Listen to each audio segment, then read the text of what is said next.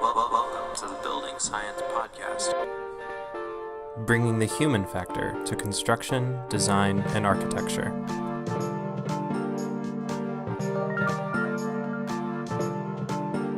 Brought to you by Positive Energy in Austin, Texas. Hello, everyone, and welcome to the very first episode of the Building Science Podcast. My name is Miguel.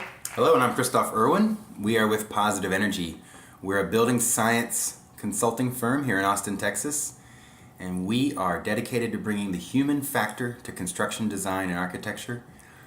And this is our very first podcast, so we want to give you a brief overview of what this podcast is all about, and then we're going to jump into a really interesting concept right off the bat.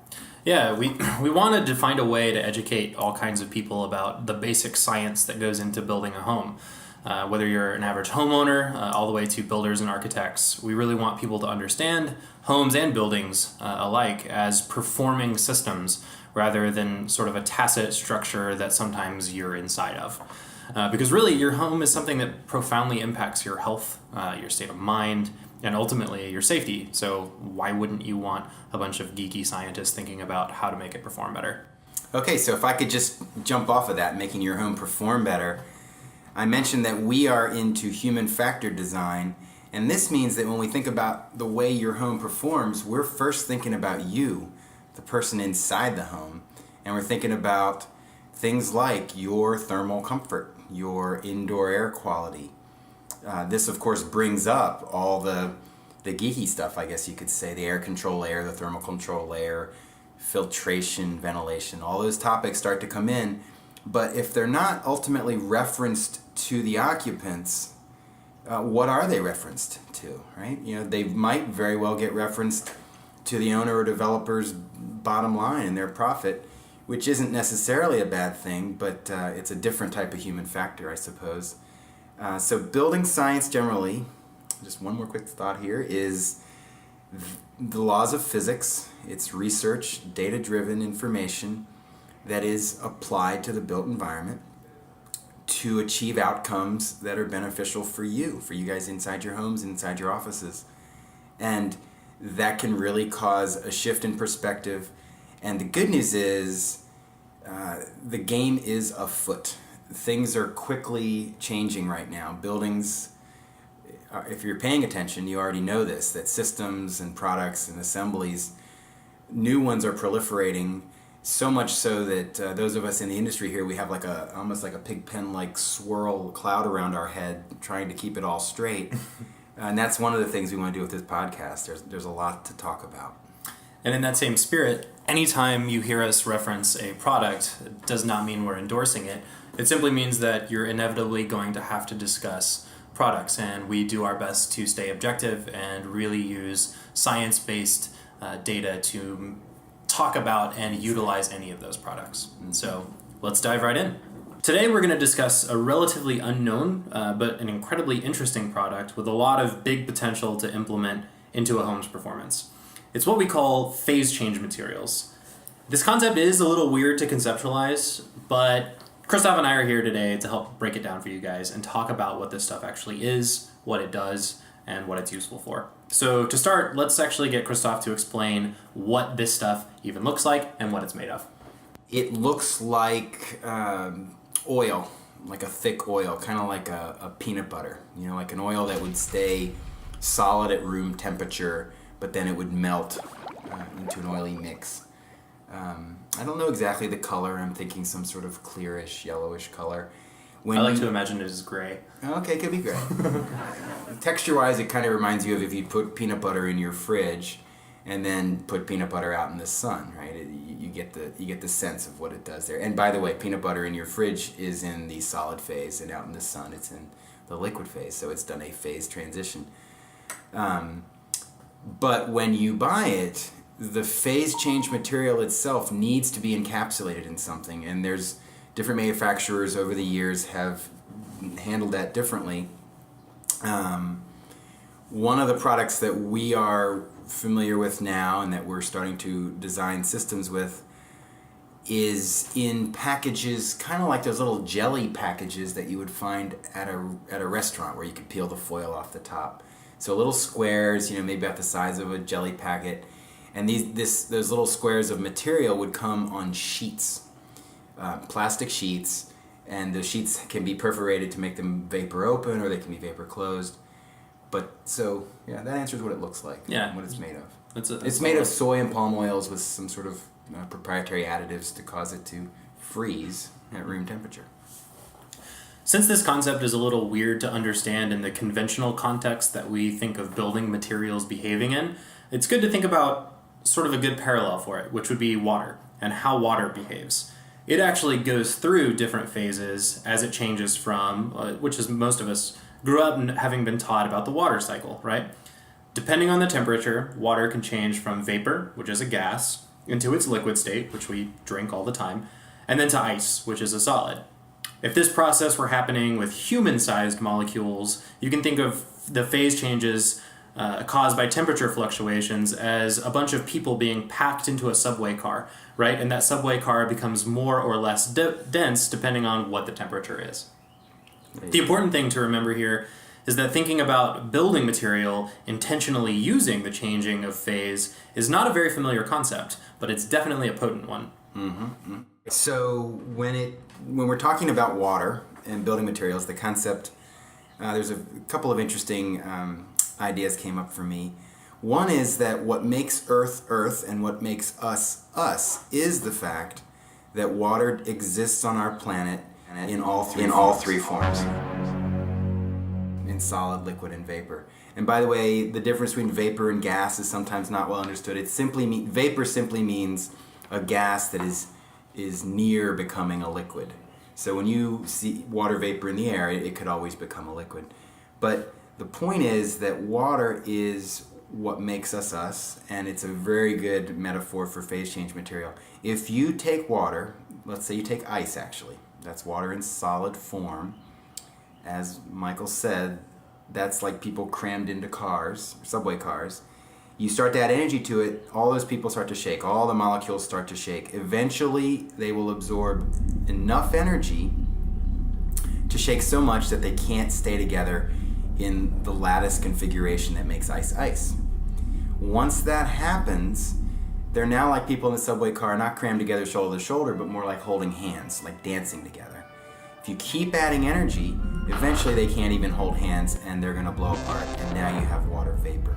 So the really interesting part and what makes the whole topic of phase change material work is that while you're adding energy to create a phase transition, while you're taking ice and melting it to water, it is not changing temperature. So once again, make sure you get in this core concept. What's happening is energy is being absorbed. Let's say we're just melting ice, not freezing ice. So energy is being absorbed, but when you're at the phase change, temperature is not going up. That's a big deal. One more concept I'd like to make sure we understand is that using phase change or exploiting phase change on our behalf is already happening right now. Almost certainly the home or vehicle you're in right now is exploiting phase change, specifically the phase change between liquid and vapor. And the reason I'm pretty confident that it's where you are right now is because if you have an air conditioner nearby, a heat pump, a refrigerator, a heat pump water heater, a freezer, all of those things work on the vapor compression cycle, which use the phase changing property as this big thermal shovel to move heat from place to place. So it's a very common concept, it's a very big deal. And with PCM, or phase change materials, for the first time, we're really looking at making our buildings work for us themselves to create thermal comfort instead of just relying on the air. And we're looking at exploiting this transition not between liquid and vapor, but between solid and liquid. That's really fascinating, but I think maybe for most people, and especially me, I'm still trying to wrap my head around it, I'm a little confused about energy and temperature. Is there a simpler way that we can sort of think about that? Sure, yeah. So temperature is simply, well, actually it doesn't sound that simple, but temperature is simply a measurement of something. And what it's a measurement of is how much molecules are vibrating. So the more a molecule vibrates, the higher its temperature. So let me try to make it simple again.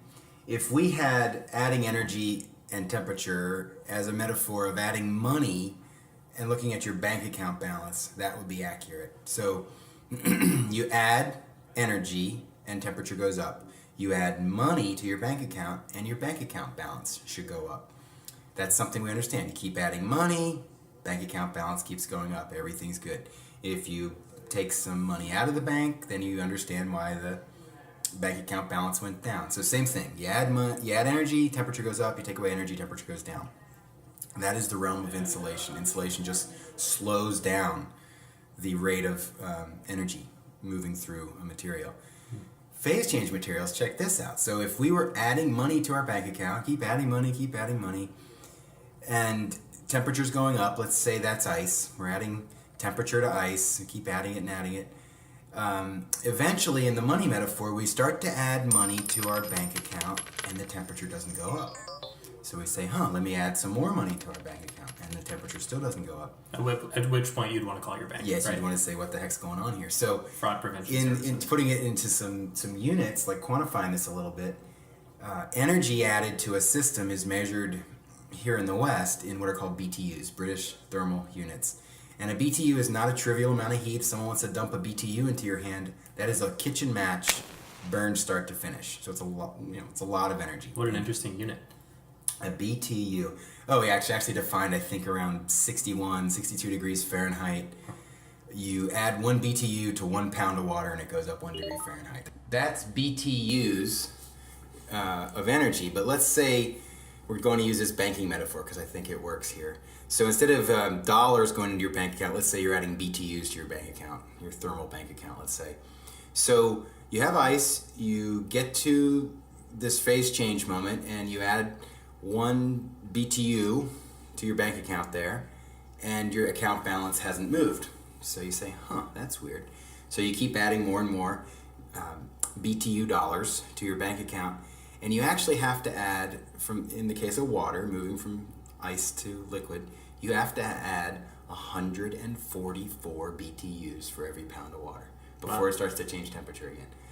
That's bizarro.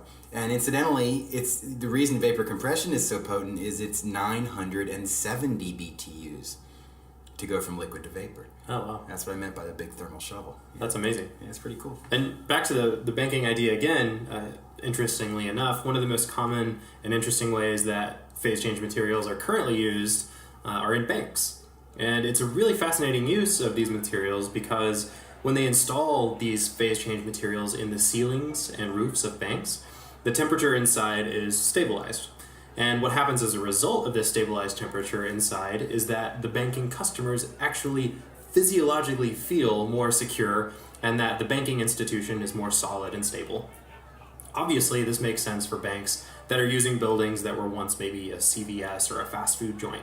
And instead of feeling like you're in a repurposed, standardized building that was once a jack-in-the-box, the phase change materials are acting to stabilize the temperature in the building and make you feel more secure. So you put faith in their institution, and then you put your money into their bank, right? Yeah, man. What a solid metaphor. And we're not going to go into the subject of the banking system, right? That's not building science. That's a different podcast. I don't think it's science-based. So, yeah, I want to talk a little bit more now about how PCM, and keep in mind that's phase change material, how PCM can be used in buildings and homes.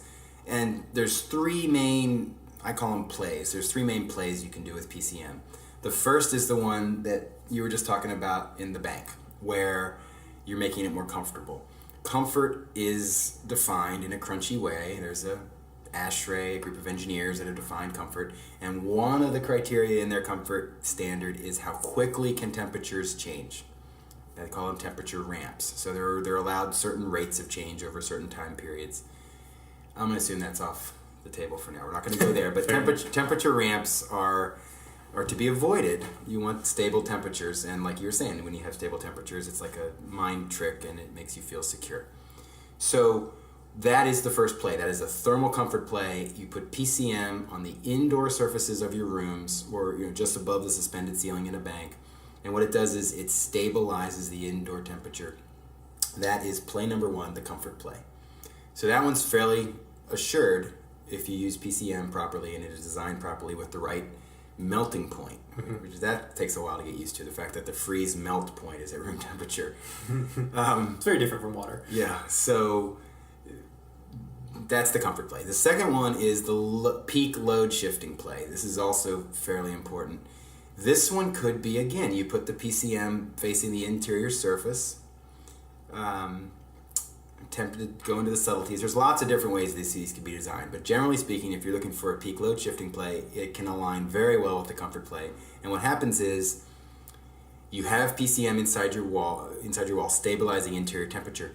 But let's say it's a summer afternoon here in Austin and the heat's coming in, it's hitting the floor. Maybe you have PCM in the floor to absorb that heat right as it comes in.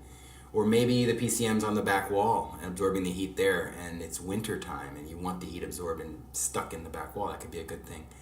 Whatever the case, once the PCM absorbs the temperature, it's going to hold it. It's not going to be re-radiated. It's going to be held within the phase transition, and then eventually the PCM is going to absorb all the energy that it can, and it's going to melt. Once it melts, you're now left with your building as it was before PCM. So you still have insulation, you still have a good air control layer. You don't obviate the need for those by using PCM. But what happens is, let's say I absorbed, starting at 4 in the afternoon, I had enough PCM in the room to absorb all the incident thermal load coming through my windows from 4 until like 5:30 in the evening.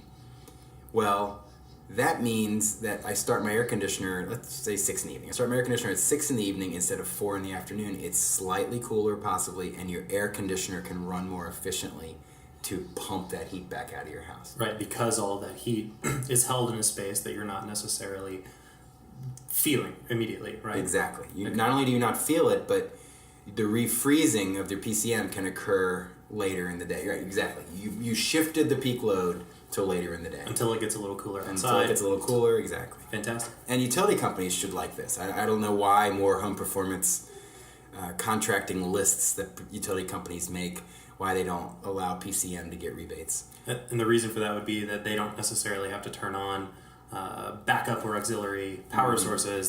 Peaking plants. Right. A peaking plant, and you see less brownouts as a result. Exactly. So that's the second place. So first one was comfort, second one was peak load shifting. The third one is the holy grail, and it's actually possible to do, but imagine that I never had to turn on my air conditioner to refreeze the PCM, but instead I built the PCM into my assembly, my wall assembly or my ceiling assembly, ceiling or roof. Roof is a great place to put it, such that as the sun set and the evening temperatures came into that place where the PCM is, they passively refroze the PCM.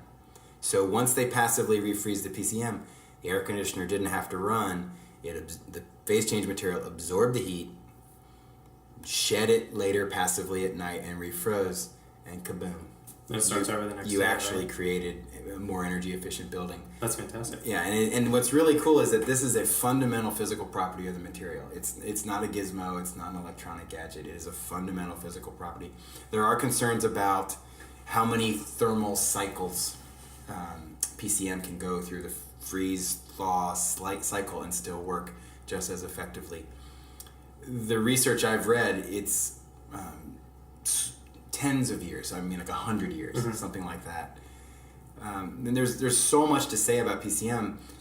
I really think it's best if we just keep it at this level to help you understand now why there's so much interest in it. Right, and it seems to me that most people don't really ever conceptualize how much heat or coldness is actually moving around your house. Yeah. And we don't think of our homes as something that necessarily handles that or does anything with it, right? Mm-hmm. And so we just continually pump air conditioning into this space, and eventually we'll feel cooler because we've made this horse run until we got cooler, right?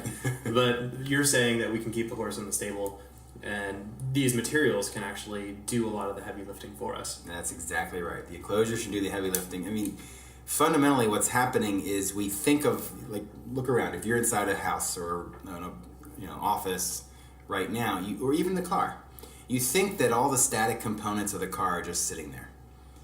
But they're not. In the case of all of them, the house wall, the car enclosure, The enclosure around you, when you're in an indoor environment, it's constantly mediating heat, air, and moisture flows in dynamic form. So it's never reaching equilibrium. It's constantly adapting and reacting to heat, air, and moisture. And yet we think about it, it's just sitting there. And the only thing that is dynamic is I change the thermostat set point. Right. That's really a very simplistic, overly simplistic, so overly simplistic as to be somewhat useless version of how the house works or doesn't work. Sure, absolutely. Well, hopefully this topic has at least expanded a little bit of your horizons.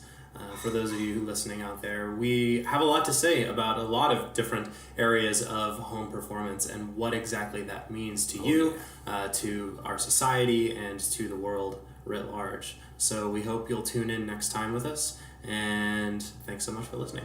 Thank you guys, it's been a lot of fun.